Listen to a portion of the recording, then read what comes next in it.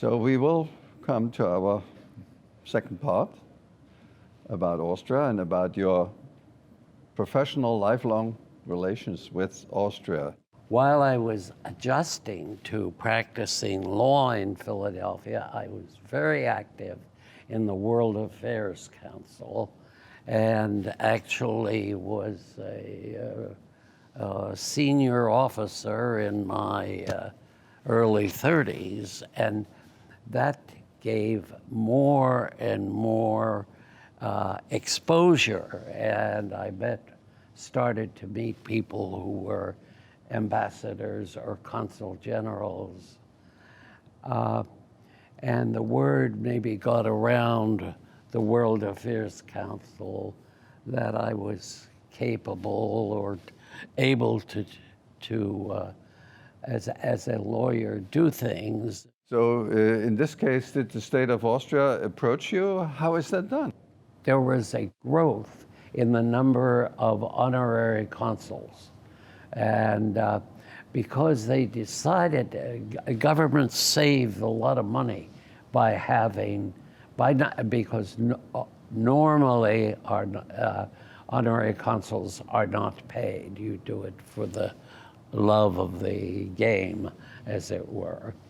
And Austria had asked several former Austrians, and of course, who would speak the language, but they turned it down because it was no money involved, and you were supposed to spend money from your office, and it helped better if you had an office and secretarial help. So I know two Austrians who I later found out had turned down the application. I told the Austrians that I come to Washington fairly often because I was doing Securities and Exchange Commission public offerings. I was then in touch with the deputy to the ambassador, and he said, well, come by. Well, I went by, did my SEC filing first, and then went to the embassy to meet the ambassador, and it went well. But it went so well that I'd never officially heard the results until a contract appeared in the mail. In other words, I had the interview, it apparently went well, and they appointed me without telling me in advance. But you have been very successful in the course of 30 years more. It is just interesting, as a historian, I look at the time between 1972 and 1999. There were ups and downs. Indeed. In the Austrian-American relations. I was actually quite surprised. I was happy to have that kind of government to work for, so that I could get along with people. But Waldheim was a little too close to people. When was it? Maybe you could say Kreisky was in the 70s and Waldheim is in the 80s. The 80s. Well, it was not, with due respect, it was not a matter of dates, but it was attitudes. And I don't think Waldheim's attitude was appropriate. Maybe since you are sort of high point, certainly is Kreisky with his very considerate politics for Austria, and Waldheim, who had been United Nations Secretary and then became the president of Austria, despite the fact that certain things were discovered in the German Wehrmacht where he was part of it. So it is ups and downs, high and low. For you, being in contact with Austrian ministries, I assume most important was the foreign ministry in Vienna. However, also the question is you as an honorary consul of Austria in a big American city with quite an outreach, Have you been sort of counseled much by the Austrian state? Was there certain lines of conduct or of thinking that you would bring into the American public when you gave a speech? No, I was Honorary Consul General. You were Honorary Consul General. General, yes. That means, tell us about the difference. Well, the difference is the pay. No. No. Yeah. It's not it's a difference. Status. It's status. Yes, Status. status, yes. Looking back at this, where consulate services are scaled back. The Yes. European Union has its representatives in the country and so on. What is your impression now?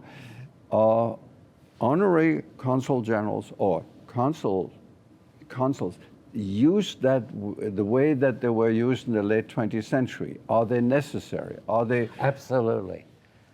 Absolutely. Because the more contact there is with the representatives, the more chance there is to evade more serious problems that could be developed, more opportunity to negotiate solutions. What do you negotiate?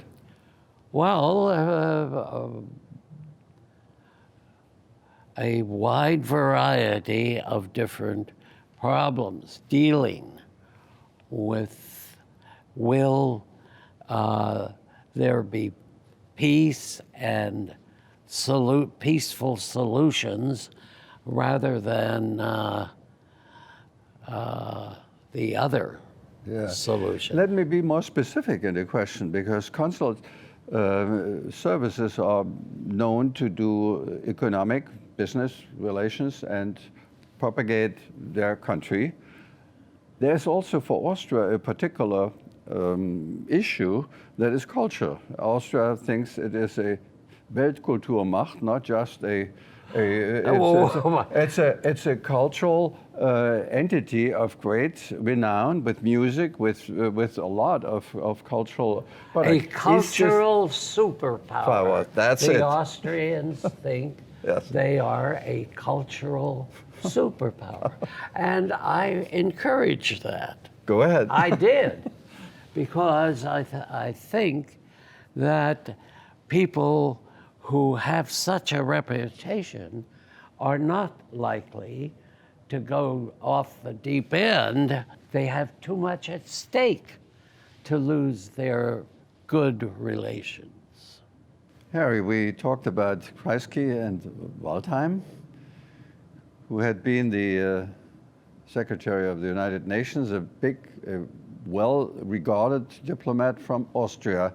And in the late 80s, when the scandal about his involvement in the Wehrmacht became known and was a sort of world sensation, you were here in Philadelphia, and at times you might have encountered people who ask about Waldheim. What do you think? How is your reaction to this affair? That it was an unfortunate period of service with the Wehrmacht,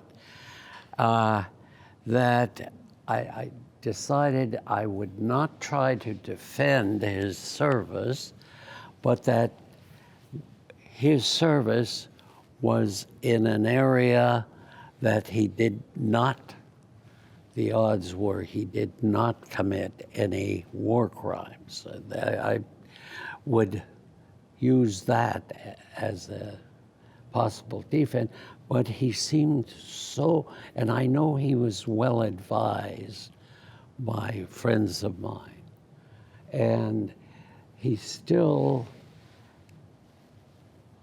was not clever enough, and he wanted to be absolved, but there was no mechanism to absolve him completely. Maybe you correct me that since Austria is a small country, and it was on the world stage with Waldheim, all of a sudden, the small country had to defend its reputation in facing. particular. How did this work for you, or how did you work with this? I kept my own views. Yes. And I was receptive to the democratic process in Austria, and felt that